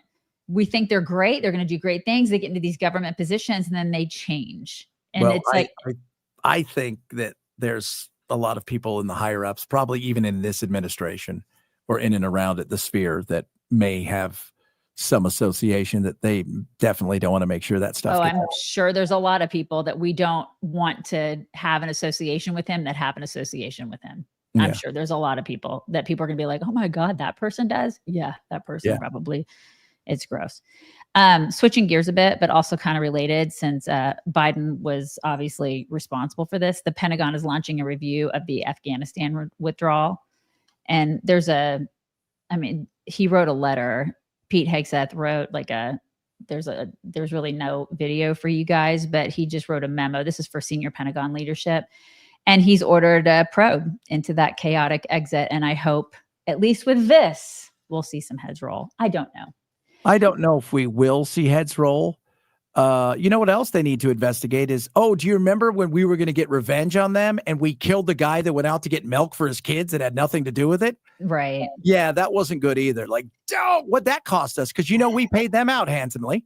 Mm-hmm. Yeah. I mean, there was a lot. There are so many people that need to be held responsible for some of these things that just haven't been held responsible. So I just hope that they told him he had several generals say, don't pull out, don't do this, do not do this, do not. And he ignored it. And he was the worst when it came to, whose book was that in that said of all the presidents and the vice presidents and the senators, they said Joe Biden, it was the defense secretary, I think for Bush and for Reagan, it said that Joe Biden was arguably he made the worst decisions when it came to foreign affairs than any other person he'd ever seen. I believe it. I totally believe it. Yeah. And then there's also, I have another clip of Chicago Mayor Brandon Johnson. I believe we have a clip. I think real Chicagoans woke up this morning relieved that the Department of Justice is finally investigating your race hustle. As someone who grew up on the south side of Chicago, I've heard a lot of race hustlers in my life, trust me. But they were usually marching around outside of City Hall, which is what makes this so embarrassing and dangerous. Very, very dangerous to the city of Chicago. Okay, we need the question. I'm more than happy to ask this question. It's long overdue. For over a year, real Chicagoans, white and black, have been telling me that your black power rhetoric is bringing the city backwards from a place that we need the question had overcome. You want the question? Please. Real Chicagoans want to know, why are you a racist? Well, first of all, I reject the idea and the premise that somehow that's an actual legitimate question. It is a question. All right, we're going to go to the next one. Alice? Okay. The next question, my follow-up question is a businessman, Robert Gomez, had his riverfront restaurant license yanked. You said that the reason you hire black people is because they're the most generous race on the planet. His riverfront restaurant license was yanked and given to a black restaurateur. That has, once again, reinforced the belief among real Chicagoans, white and black and Mexican, that you are a racist. What do you say to those people? Again, I reject the premise that somehow that your question has any legitimacy. Okay. All right. So Okay. So basically, anytime somebody asks a question, you're like, I reject that. That's a question. Don't go on television and speak to a church or whatever you do and say, I hire black people because black people are the most generous people in the world, and that's why I hire black people, and then name everybody in your staff who's black, not capable or incapable. We don't know, because all you lead with is they're black. They may be very capable, but that's all anybody hears. And then say, this is why I do this. And then when you get questioned about it, say, I reject that. Yeah, I reject. That's not even a question. Actually, it is a question because you said it and we're asking you about what you said. Oh, imagine if you were asking a Klansman, hey, why do you hate Jews and black? I reject that. I reject that why question. Why are you allowing them in your club? I reject that. Yeah, because he actually is a racist. And he's currently under, just so you know, he's currently under investigation by the DOJ for potential racial discrimination in his hiring practices. That's what that was all about. And again, I hope he's held accountable. That would be really great. So that's happening. Also, Trump and Hegseth announced, this is so great, the Golden Dome missile defense system yesterday, because listen, if it's gold, Trump is going to want to do it. You know? So true. It's we have officially selected an architecture for this state-of-the-art system that will deploy next-generation technologies across the land, sea, and space, including space-based sensors and interceptors. And Canada has called us, and they want to be a part of it. So we'll be talking to them. They want to have protection also. So as usual, we help Canada do the best we can. This design for the Golden Dome will integrate with our existing defense capabilities and should be fully operational before the end of my term. So we'll have it done in about 3 years. Once fully constructed, the Golden Dome will be capable of intercepting missiles, even if they are launched from other sides of the world, and even if they are launched from space. And we will have the best system ever built. As you know, we helped Israel with theirs, and it was very successful. And now we have technology that's even far advanced from that, but including hypersonic missiles, ballistic missiles, and advanced cruise missiles. All of them will be knocked out of the air. We will truly be completing the job that President Reagan started 40 years ago, forever ending the missile threat to the American homeland, and the success rate is very close to 100%, which is incredible when you think of it. You're shooting bullets out of the air. I'm also pleased to report that the One Big Beautiful Bill will include $25 billion for the Golden Dome to help construction get underway. That's the initial sort of a down deposit. And we have probably, you're talking about, General, we're talking about $175 billion total cost of this when it's completed. I'm for this. You know what they should do? They should have like sponsors on the outside of it. Like a NASCAR. Like a NASCAR. They should have like sponsors. You know, you have like Apple and like Wonder Bread and stuff like that. There's only one sponsor of this one. That's Right. SpaceX. Yeah, I hear you. So. I hear And it's you. going to take a lot more than 3 years to build this Probably. thing. I mean, First, I'm we'll okay. have to come up with the technology to stop some of these things, and then we'll worry. I always thought, to this day, how close did we actually get? Because, you know, we spent a lot of money, old Reagan did. Did we get some stuff that at that time we were able to do some stuff? Because Mike Lyons, who comes on my show and talks about stuff, he always said, man, it's what keeps everybody up is not what you know we have, which will keep you up. It's what you don't know we have. And, you know, but this would be awesome because this ends everything. If we were able to build this, it's over. Like, right. You can build as many nuclear weapons as you want. We could look right at the pooter and China at the same time and go, and be like, yeah, I totally agree. No, I totally agree. I love it. I think it's great. I think it's really great. It's so like America, heck yeah. It's that. Except they don't say heck yeah. It makes me want a hot dog real bad. That's what it makes me want. Yeah. So I've already speaking of which, Omaha, we got to talk about Omaha. Omaha steaks. I've already bought all my Memorial Day plates and napkins and party stuff, you guys, all my red, white, and blue stuff. It's going to be all up in here. And now I have to plan my menu. And obviously it's going to be burgers and hot dogs and chicken and fillets, all from Omaha Steaks. It's always grilling season here in Texas. Always. I mean, it's all year round, right? But Memorial Day is like the kickoff for it. Yeah. It's like the, hey, let's get it going. Like It's summertime. Let's get moving. Right? It is. And I absolutely love this time of year. It's like Memorial Day, then Father's Day, then 4th of July. It kicks it all off. And all of them are centered around grilling around our pool. And this is our entire summer schedule. This is what we do best. And Omaha is our go-to. So now during the Memorial Day sale, you can get 50% off site-wide at omahasteaks.com. Plus, our listeners get an extra $35 off with promo code CHICKS at checkout. It's convenient. It's awesome. I always have extra chicken and burgers and fillets in our garage freezer when people come over, because kids are coming over and stuff like that. Plus, they have amazing sides. I have those steak fries in there all the time. My daughter loves those. And the caramel apple tartlets. Oh my daughter loves those. If you could just send me those. Right? They're fantastic for breakfast.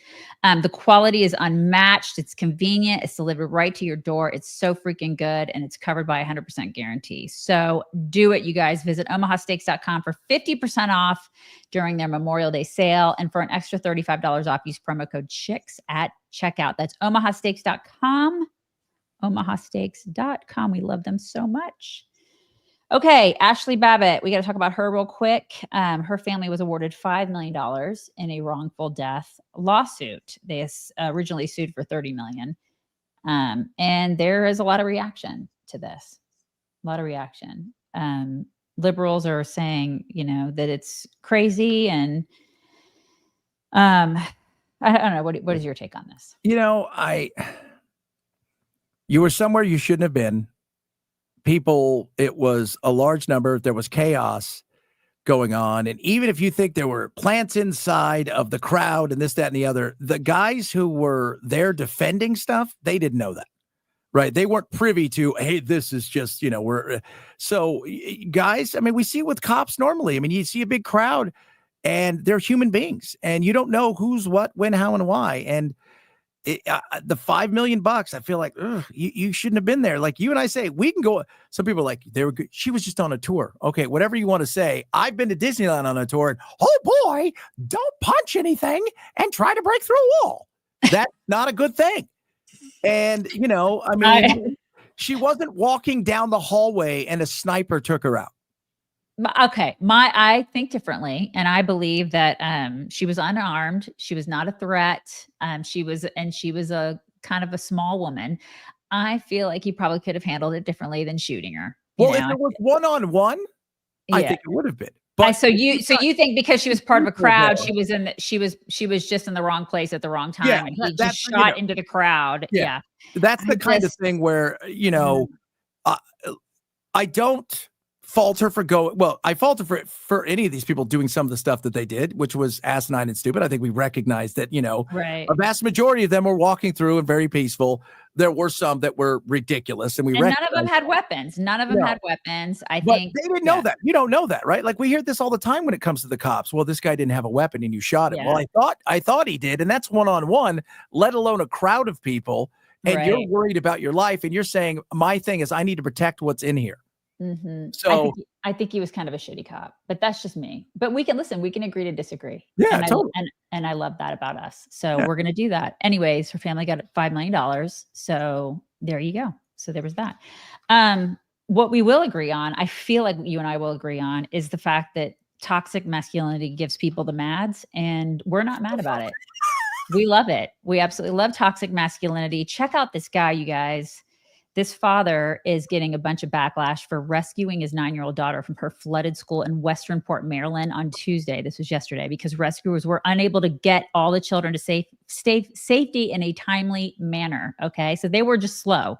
And he was like, oh, hell no, I'm going in to get her myself. And he went in and got her because he was afraid the building was going to collapse or be washed away. And some are saying he risked both their lives as the flood could have turned deadly for both. I'm sorry. Others like me are like, the father is father of the year. That's what you do as a dad. Yeah. You Right? go in there and you get your kid, So Remember the shooting in Texas? How many of those parents were like, I want to go in, and the cops weren't going to allow it? And remember, you as a parent, you go. Yeah. That's what you do. Totally. Name a parent that's not going to do that. Mom or dad that's not going to go and see their kid and say to themselves, I got to do something. And by the way, name a person. If I'm standing there and that's not my kid, I'm still going to go, that's a kid. I gotta agree. do something. This is not even just about the kid, that being their kid. 100%. 100%. You know, alpha betas don't like that. Beta betas love that. That's what you're supposed to do.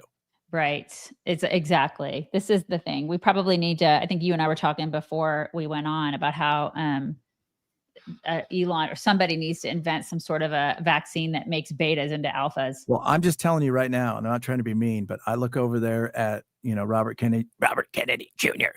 and thinking, we're taking out the fluoride. We might want to add some testosterone in some areas. Yeah, it would be great because testosterone has actually gone down. Yeah. There are studies that have shown that testosterone is, for some reason, in men, testosterone has decreased. Well, it's nature. Nature. We don't have to hunt for our food. We have we're not worried about going outside and being eaten by something. Mm-hmm. There's no danger in the world that we live in reality, as far as a day-to-day danger. So what happens? We don't have the need to reproduce or want to do things where there's a fear. We have to have 9 kids because 7 of them are going to die. Right. The wife's going to die in childbirth and 2 of them may get. We don't have to worry about that. So what happens is, as things become more comfortable, it decreases because the body isn't picking up going, we need to. Right. And then add to that I think that a lot of our food has a lot of estrogen in it. Yeah. I think a lot of our water food, too. We have all that. People flush all that crap down there. There's a lot of phytoestrogens in our food. There's a whole conversation to be had about that, where that's even girls are starting their periods sooner and stuff like that. So, and boys are getting that too. So think about if boys are inundated with that, they're going to have less testosterone. You know what I mean? So there's a lot of crap that's involved, but yeah, if men are becoming soft, they're becoming softer. And it's not, when it comes to like the school shootings though, I will say, I've even told our daughter this school thing, like not going, parents who sit back and watch stuff happen. I am not one of those parents. No. I've told my daughter explicitly, I have said, listen, here's the deal. If there's ever a situation like that in your school, like school shooting or whatever, I don't give a shit what your teacher says. I don't care what your principal says. If you can find a way out of that school, you get out. Damn Skippy. And I don't care. I'm like, I don't care if you get expelled. Who cares if you get expelled? Yeah. We don't care. So No. you find out if you can get out. I know that they usually lock kids down, but if there's a way for you to get out, and then we'll come get you. Sitting there as a duck, right, is not something that you want to do. Yep. I'm like, if there's a window you can break and get out, break the window. I don't care if the teacher's telling you not to. I don't care. Defy the teacher's orders, break the window, get out. Like I don't care. And if that's terrible, if you guys think it's terrible advice, I don't care what you think either, because that's my kid. No, it's just honesty. I mean, that's how I feel. It's what we've told her. So hiding under a desk isn't going to make the boogeyman go away. So that's what how do? You get away from the boogeyman. Right. We've always said, you run, you be mobile. If you can get out of there, get out of the situation. And so that's my stance on that. And I pay for those schools. You know what I mean? I pay for them. And it's like, if they can't get the situation under control, and if I can do that for them, if that man did that for that child, of course he's going to do that. Why wouldn't he do that? Every man should. Right. And if man can't do it, then a mom will do it, Yeah. Right. Speaking of schools, we've got this girl, a California high school female athlete. She is awesome. Her name is Reese Hogan. I just wanted to give her a shout out. She was crowned runner up in the triple jump at the CIF, which is I guess like a California thing. California Inter something Federation. Interscholastic Federation. Right. It's the Southern Section finals on Saturday. Despite setting a new personal record, and she also set a school record at 37 feet 2 inches. Okay. She should have gotten first. But of course, there's a freaking transgender, that biological male, that took first. And so when he stepped aside, she got up on the first place podium spot, and everybody went wild in the crowd, which shows you, I mean, this is in California, which shows you that people are sick of this crap. They're sick of it. I think we have don't we have a video? That's her it's very brief. It was so brief, but it was like her, she got up there, everybody was like losing their minds. As you should. Right. The problem is that we have lunatics like this next woman who live amongst us. of 2 District 203 students, one at Lincoln and one at Central. Today, I speak to you in support of transgendered students and transgendered student athletes. I am proud to live in a state that protects a student's right to participate in sports that align with their gender identity. I thank you for supporting and following this law. Other parties will tell you that they believe this is a disservice to our cisgendered students, and especially our female athletes. As the parent of 2 students in the district, and as a woman, I reject the notion that allowing transgendered athletes to participate in sports is detrimental to our students. Losing a race is disappointing. It is okay for our students to experience disappointment. Oh my We cannot God. protect our children from all the disappointments in life, but we can encourage them to develop resilience. This growth mindset will benefit them in numerous situations. Can you That even? is the biggest bunch of horse shit in the world. Can you even? Yeah. Yeah, Hey, they have losing to. is good for you. Uh-huh. Right. Well, you know what? Listen. I've come up with a solution for this. Hey, they got a trans athlete. Hey, Jimmy, go over to the soccer field where the dudes are. Get the best guy. Steve? No, yeah. His name is Linda now. Tell Linda to come on over here because he's playing in the game. See that chick over there with the penis? Crack it. You got Right. it? Guess what happens? Hey, we're just even in the playing field. I cannot. Yeah, disappoint the trans kid. How about that? Yeah. Cash me outside. Cash me outside. I can't with these people. I mean, they're lunatics. And you know that chick has never played a sport in her life. And you know that neither of her children play sports. She doesn't know what it's like for these girls to get up at 4 a.m. and do 2-a-days literally all year and not have a break. And do it because they just want to get like a scholarship in college and have that scholarship ripped away because a biological male came in and beat the crap out of them in their chosen sport. And this is something else. We're never talking about it the other way. It's No, like, look, you're right. Carol became Steve. Now Steve is dominating in men's sports. We never talk about it in the You're other right, direction. Chad. You are 150% correct. You know why? Because these are boys who can't make it as boys in their sports because they suck. They're like 300th in their sport, right? And they're like, you know what? I suck at this. I'm going to go ahead and become a girl and become number 1. That's what they do because they're cheaters. And she's talking to us about being disappointed. Oh my God. That right there is, I can look and say there are kids out there, they're confused. I understand that. And the vast majority of them don't even play sports. But the reality of this is the problem with the trans community is you have people like her who stand up and make it seem like it's everybody else's fault. And you should just shut up and be thankful that you lost so you can learn a lesson. Right. That it's get pissed more at the activists and the lunatics as, more so than just attacking sometimes the kids. Cause I see that too. And I'm like, yes, I understand that. But these people are pushing some of these people into stuff that, and the fact that you would go out there and go, they're going to learn a good lesson. Well, yeah. Okay. Well, again, I know he looks like a guy, but he's going by a girl today because he's feeling very femme presenting. So should we win? Oh yeah, he can dunk too. Our chicks can dunk. How would that feel? It's insanity. It's all insanity. All right, I have a couple more nutballs. All right, and then I promise I'll end with something good. Okay. All right. This chick is one of those tolerant liberals who can't be friends with their best friend anymore because Trump. So just texted my best friend of 14 years. Literally half of my life. I'm 28, and I asked them who they voted for. They said Donald Trump. And they said, I'm assuming you voted the opposite. And I said, yes.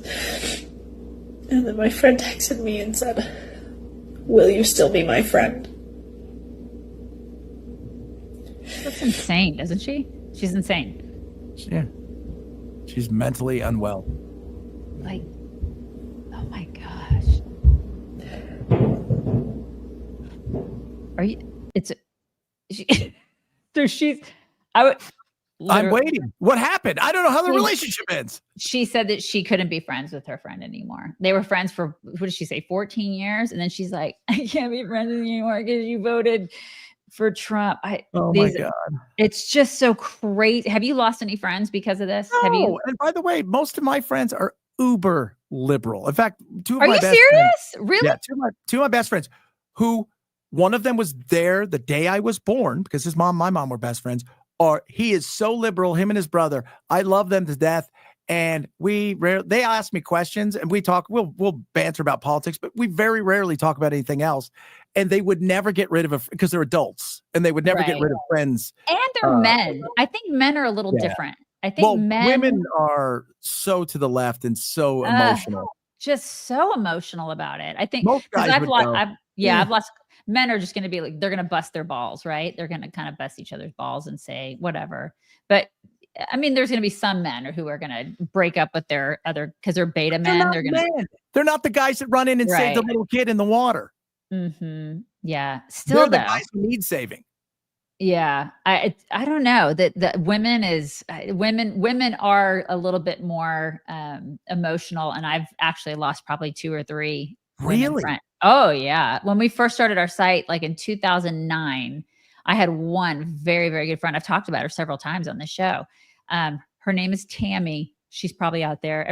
She probably follows us. I don't know, but we were great friends, and we had never even done a podcast. We'd never done a show. We never did a video. I'd barely written posts. I just told her we were going to start this. It was a website that we were starting. And she was like, we can't be friends anymore because you're going to be putting stuff out there that is conservative. So we have to shut this down. And I was like, okay. So I guess that's that. I love my friends. Politics is a small portion. My show's all about life and stuff. Politics is a small portion of it. And and sitting here and saying, oh, I can't be your friend because this, that, I got friends who are like, there was an election. Yeah, I get that. It's crazy. I think it's a really ridiculous thing because I'm a Gen Xer. And I remember when we could have discussions between liberals and conservatives and spirited discussions, but then still be like, all right, that's cool. Let's go have a drink, whatever. Yeah. It's very different now. Imagine somebody, I can't be your friend because you voted for somebody else. Very different now. Okay. And then there's this. Guys, here's the difference between guys and girls. Hey, dude, get a bag, bring the car, the one without the license plates, bring a few shovels and don't ask any questions. And they're like, right. I'll be there. I'll totally be there. Weirdly enough, I'm that friend. I could totally do that even though I'm female. So there's a South Carolina teacher. She this is another weirdo, and I promise we're going to have good stuff. I promise. But the South Carolina teacher says she's not going to have kids after Trump won. So good. There are those two. Last night, the conversation she's a teacher. My fiance and I had before we went to bed was, if this happens, we won't be having kids. At least not in the next 4 years.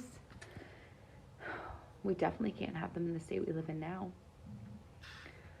I'm already a high risk, and if we wait 4 years, I'll be pushing 36, which makes me high risk and a geriatric pregnancy, which means geriatric at 36. Okay. Here in the U.S., definitely not here in Charleston, South Carolina. We could move back to our home state of Maine. South Carolina. Protected state, or to Vermont, somewhere in New England. But even then, who's to say what's going to happen? And then waking up to text between myself and my female friends and my LGBTQ plus friends, and not knowing what the world's going to look like for them either. Yeah. Okay, that's enough. I can't take any more. So why can't she have any kids? Is Trump blocking him? Trump is apparently blocking her uterus from having children. Her vagina doing this. He's like a goalie. He's a goalie in front of her vagina. You can't have. No. This is so insane. Isn't it stupid? I know. She teaches kids. I think that's what bothered me the most. Is that there's two things that bother me. One is that she teaches children. She's molding young minds, and then the second thing is that she said 36 is geriatric. Yeah. What? I'm sorry. I don't get that. I had my baby at 39. It's not geriatric. I'm sitting here thinking to myself, okay, why can't you have a kid? Right. Like, what's going to happen? Well, if I have a kid now, What if I want to abort it? So wait, you want to have a kid, but you also want to have the right to say, nah, maybe now, no. Yeah, just and your LGBTQ plus IA friends are weighing in on that one too.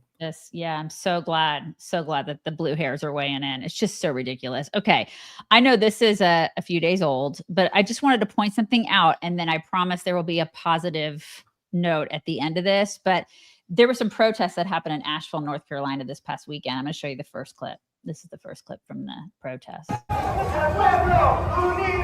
All the people marching down the street. Okay. And then they're all pissed off because Trump is president. And then here's the second clip. Do we have the second clip, Valen? I'm sorry. Poor Valen. Do we have a second clip? Demands it. Yes. I say again, this moment demands it. Okay. We are Look showing carefully. up for health care, for immigrants, for LGBTQ plus lives, for veterans, for the people of Gaza. So that was that. If you looked carefully, I just wanted to point this out because I know it's a couple days old, but what I noticed is that there was a lack of youth. Oh yeah. Okay. And I find it interesting how there's a lot of older people doing the protests on the Democrat side. I'm just pointing it out. Okay. When I went out to because I've been out to a couple of Tesla ones and a couple of marches like that here in Nashville. Right. I would say 75% of it was people well into their 60s and 70s. Interesting. Because they're terrified. They're hearing stuff about Social Security, they're hearing stuff about Medicaid. Right. So they're terrified about a lot of this stuff. And there wasn't, in fact, the one at Tesla, there was maybe one person under 40. So it got me on a little rabbit hole yesterday, and I saw this data from Morning Consult. There's a trend towards moderation and or conservatism in Gen Z. And I think we've talked about that on our show, but I was looking at the numbers, but they say between January 2021 and June 2024, the percentage of Gen Zers, it says Gen Z adults, but it's Gen Zers, identifying as liberal has decreased from 41% to 29%. While those identifying as moderate increased from 21 to 27%, and conservatives rose from 16 to 21, which I think it should be more than that, but this is what this particular study showed. But Trump, he garnered 47% of the 18 to 29 age group, up from 36% in 2020. That's a huge number. It's huge, you guys. And this is a huge shift. And it was particularly pronounced among young white men, with a significant gender gap observed in this demographic. But I will tell you that my daughter, who is 15, everybody that she hangs out with, they're all conservative.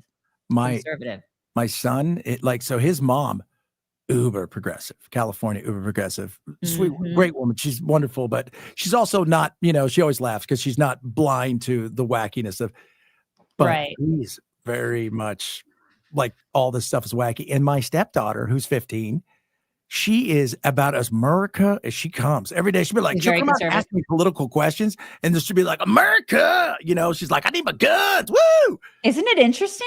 I find it fascinating. So there's some hope out there. I think it's really kind of cool because there's been this resurgence, like this really cool, like pendulum swing of conservatism. I like it. I like seeing it. We've been waiting for this for a very long time because, we've been doing this since 2009, Mock and I have.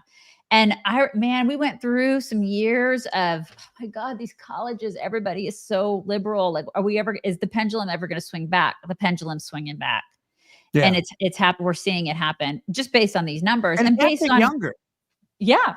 Because remember when we were young, it was like, hey, if you're not a liberal when you're in your 30s, you don't have a heart. If you're not a conservative when you're in your 40s, you don't have a brain. Right. Totally. And so a lot of it is economic, but a lot of it is just they're seeing just the stupidity and people around them saying, I hate America. It's like, why? Why do you hate America? It's the best freaking country on the planet. Yeah. Like, why would you do that? And that's how the millennials really pushed the Gen Zers and the alphas to the right. Totally. I totally agree with that. So anyways, that was my good news to end with. We're going to do some thank yous really quick here. I don't have the stuff that Miriam has access to, like when it comes to locals and stuff like that. You guys, I'm sorry. I just don't have it on my system. And I don't think Valen's going to get on to do that. So we'll have to catch you tomorrow. We'll do the thank yous for that tomorrow. But Alexandra says, happy Dad Joke Wednesday. Why can't horses vote? Because they always vote nay. Look at that. See what you did there. Robin Dye. George Wendt Norm is Jason Sudeikis' uncle. Really? Oh, I didn't know that. I didn't know that either. There's a lot of funny in that family. Aaron Krieger, please say a prayer for my niece who unexpectedly lost her fiance yesterday. Oh my God, they're supposed to get married in June. I am heartbroken for her, but I know all I can do is give her to God. I'm so sorry, Aaron. We will pray for her.